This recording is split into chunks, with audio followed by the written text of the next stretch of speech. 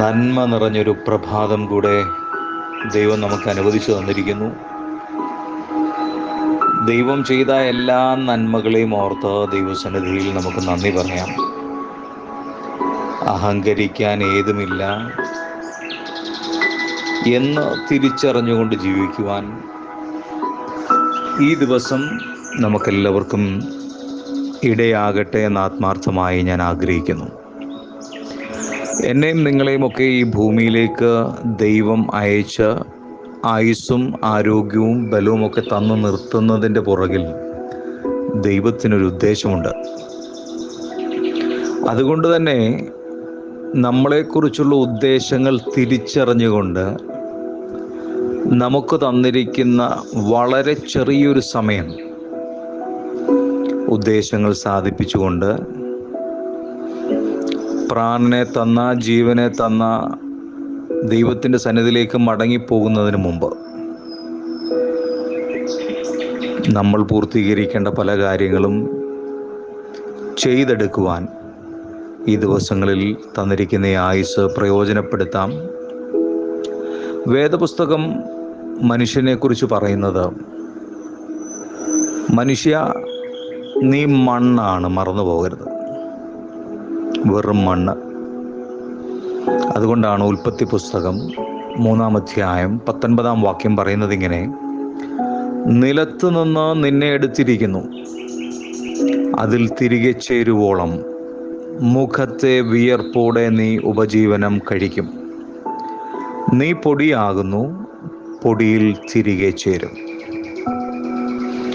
ആദാമിനെ മണ്ണുകൊണ്ട് സൃഷ്ടിച്ച ദൈവത്തിൻ്റെ ഒരു കരവിരുതാണ് മനുഷ്യ നമ്മൾ ഓരോരുത്തരും. നമ്മിൽ ദൈവം ഊതിയ ഒരു ശ്വാസമുണ്ട്. നമ്മളറിയാത്ത സമയത്ത് ദൈവം മടക്കിയെടുക്കും. ആ ദിവസം ഏറ്റവും അടുത്തതാണ്, അത് വിദൂരമല്ല എന്ന് മനസ്സിലാക്കി വേണം ഈ ഭൂമിയിൽ ജീവിക്കുവാൻ. മനുഷ്യ, നമ്മുടെ സമയം ചോദിക്കാതെ, നമ്മുടെ അനുവാദം ചോദിക്കാതെ നമ്മുടെ ശ്വാസത്തെ തന്നവൻ അത് മടക്കിയെടുക്കുമ്പോൾ അടർന്നു വീഴുന്ന, അഴുകിപ്പോകുന്ന ഒരു പിടി മണ്ണാണ് നമ്മൾ ഓരോരുത്തരും. എത്ര ബലമുണ്ടെന്ന് പറഞ്ഞാലും, എത്ര ബലത്തോടെ ഞാൻ നിൽക്കുന്നു എന്ന് ഉറച്ചു നിന്ന് പറഞ്ഞാലും, ഇനിയും ഈ ലോകത്തിൽ എന്തൊക്കെ നേടിയാലും, ലോകം മുഴുവൻ കാൽ കീഴാക്കി എത്ര പ്രാഗൽഭ്യത്തോടു കൂടി പറഞ്ഞാലും നമ്മൾ വെറും മണ്ണാണ് എന്നൊരു തിരിച്ചറിവ് ഈ ദിവസം നിങ്ങൾക്കുണ്ടാകണം. ഈ മനുഷ്യൻ ഈ ഭൂമിയിൽ നമ്മൾ വെറുമൊരു ശ്വാസം മാത്രമാണെന്ന് തിരിച്ചറിയണം. ഊറ്റം കൊണ്ട് നിൽക്കുന്ന നമ്മളിൽ ഓരോരുത്തരും എന്തുണ്ട് പുകഴാൻ? അഹങ്കരിച്ചോടാൻ നമുക്ക് എത്ര സമയമുണ്ട്? ഒരു കൈക്കുമ്പിളിൽ വെള്ളത്തിൽ കുതിരുന്ന കേവലം മണ്ണാണ് നാം ഓരോരുത്തരും എന്ന മനുഷ്യ നമ്മൾ മറന്നു പോകരുത്. കാറ്റൊന്ന് ആഞ്ഞു വീശിയാൽ, ഭൂമി ഒന്ന് കുലുങ്ങിയാൽ, നേടിയതൊക്കെ കൺമുമ്പിൽ മറയുമ്പോൾ, ദൈവവചനം പറയുന്നത് പോലെ ആ സകലവും മായ എന്ന് പറഞ്ഞുകൊണ്ട് മണ്ണിലേക്ക് ചേരേണ്ട മണ്ണാണ് നാം ഓരോരുത്തരും എന്ന് മനുഷ്യ നീ തിരിച്ചറിയുക. ഈ ലോകത്തിലെ നമ്മുടെ ജീവിതം അതിപ്പോൾ തീരും.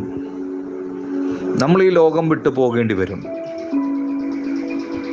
ഈ ലോകം വിട്ടു പോകുമ്പോൾ എന്തുണ്ട് നമ്മുടെ പക്കൽ കൊണ്ടുപോകാൻ? നമുക്ക് വേണ്ടി ദൈവം ഒരുക്കിയിരിക്കുന്ന ഒരു നിത്യമായ വാസമുണ്ട്. അവിടുത്തേക്ക് ചെല്ലാൻ വേണ്ടി ഈ ഭൂമിയിൽ എന്നെയും നിങ്ങളെയും ഏൽപ്പിച്ചിരിക്കുന്ന ഉത്തരവാദിത്തങ്ങൾ ചെയ്യാതെ അങ്ങോട്ടൊന്നും ചെന്നെത്താൻ നമുക്ക് കഴിയത്തേയില്ല. അതുകൊണ്ട് നിത്യതയ്ക്കായിട്ട് എന്ത് കരുതിയിട്ടുണ്ട്? അത് നമ്മുടെ ഓഹരിയാണ്, മറന്നു പോകരുത്. എന്നാൽ ഈ ഭൂമിയിൽ എന്നെയും നിങ്ങളെയും ഏൽപ്പിച്ചിരിക്കുന്ന ഉത്തരവാദിത്തങ്ങൾ തിരിച്ചറിഞ്ഞുകൊണ്ട് വളരെ ക്ഷണികമായൊരു ജീവിതം നമുക്ക് തരുമ്പോൾ ആ ജീവിതത്തിൻ്റെ ഓരോ നിമിഷവും ഈ ദൈവത്തിനു വേണ്ടി പ്രയോജനപ്പെടുവാൻ സർവകൃപാലുവായ ദൈവം നമുക്കിടയാകട്ടെ. അതിനുള്ള എല്ലാ സാഹചര്യങ്ങളും സൗകര്യങ്ങളും ദൈവം നമുക്ക് ഒരുക്കേണ്ടതിനായി ദൈവസന്നിധിയിൽ പ്രാർത്ഥിക്കാം.